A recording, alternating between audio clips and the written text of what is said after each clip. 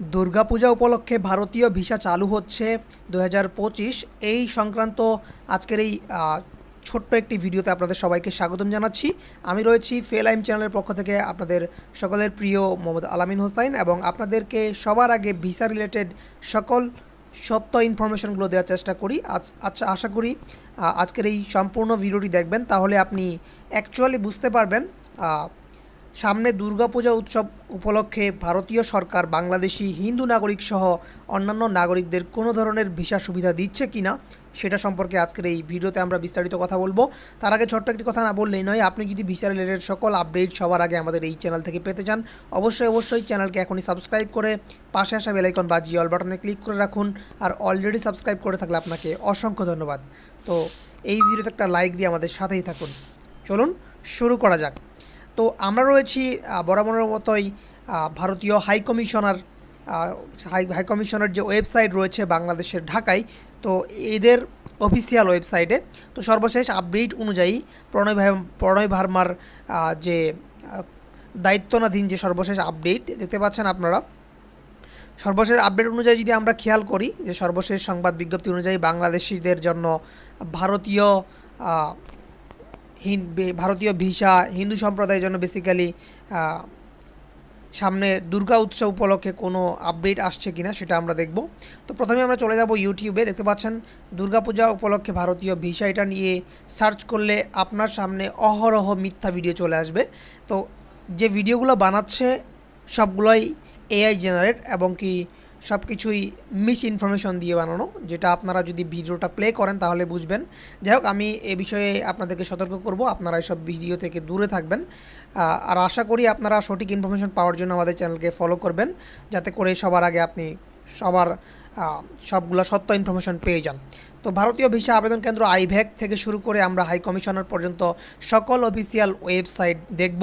তো প্রথমেই আমরা চলে আসবো ভারতীয় ভিসা আবেদন কেন্দ্র আইভ্যাক বাংলাদেশ থেকে আবেদন করার জন্য যে ওয়েবসাইট তারা দিয়ে রেখেছে সেখান থেকে যদি আমরা খেয়াল করি, আইভ্যাক বাংলাদেশে আপনাকে স্বাগতম।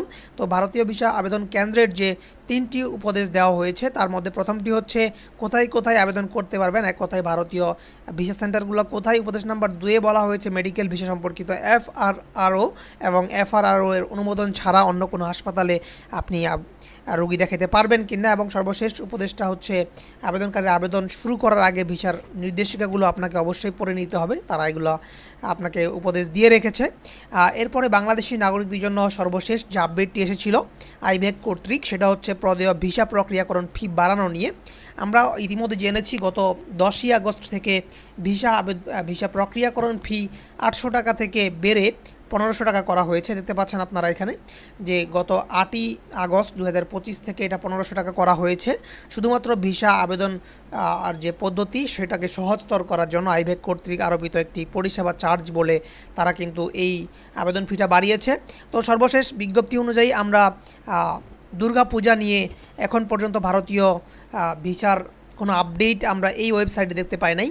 ভারতীয় যে হাই কমিশন রয়েছে বাংলাদেশে তাদের কোনো এই ওয়েবসাইটে কোনো ধরনের কিন্তু পূজা রিলেটেড কোনো তথ্য তারা আপডেট দেয় নাই।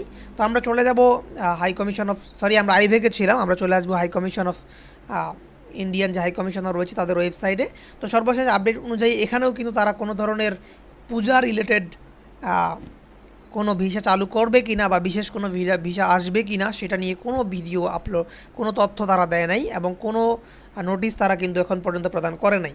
যদি তারা কোনো ইনফরমেশন বা তথ্য দিয়ে থাকে আমরা আপনাদেরকে অবশ্যই তাদের ওয়েবসাইটের মাধ্যমে আপনাদের মাঝে উপস্থাপন করার চেষ্টা করব। অবশ্যই আপনারা আমাদের চ্যানেলকে ফলো করেন। আশা করি অন্য কোনো চ্যানেলের ভিডিও আপনারা দেখা লাগবে না, কেননা অন্য ভিডিওগুলো আপনি দেখবেন অন্য চ্যানেলগুলো মিস ইনফরমেশন দিয়ে ভরে রেখেছে। আপনি যদি ইউটিউব খোলেন দেখবেন ইউটিউবে অহরহ ভিডিও আপলোড করেছে যে পূজা নিয়ে, যে পূজায় ভিসা চালু হচ্ছে, তাছাড়া অন্য অনেক ফেক টপিক নিয়ে তারা কিন্তু ভিডিও কন্টিনিউয়াসলি আপলোড দিচ্ছে। তো যাই হোক, কিছু ব্যবসায়ী আছে যারা আসলে এটার জন্য করে। তো আমি আশা করি আপনাদেরকে বুঝাইতে পেরেছি বিষয়টা। তো আজকের এই ভিডিওটি এ পর্যন্তই, দেখা হচ্ছে পরবর্তী কোনো ভিডিওতে। এই ভিডিও সম্পর্কে কোনো প্রশ্ন কিংবা মতামত থেকে থাকলে অবশ্যই আমাদের কমেন্ট বক্সে জানাতে ভুলবেন না। ততক্ষণ পর্যন্ত ভালো থাকবেন, সুস্থ থাকবেন, দেখা হচ্ছে পরবর্তী ভিডিওতে।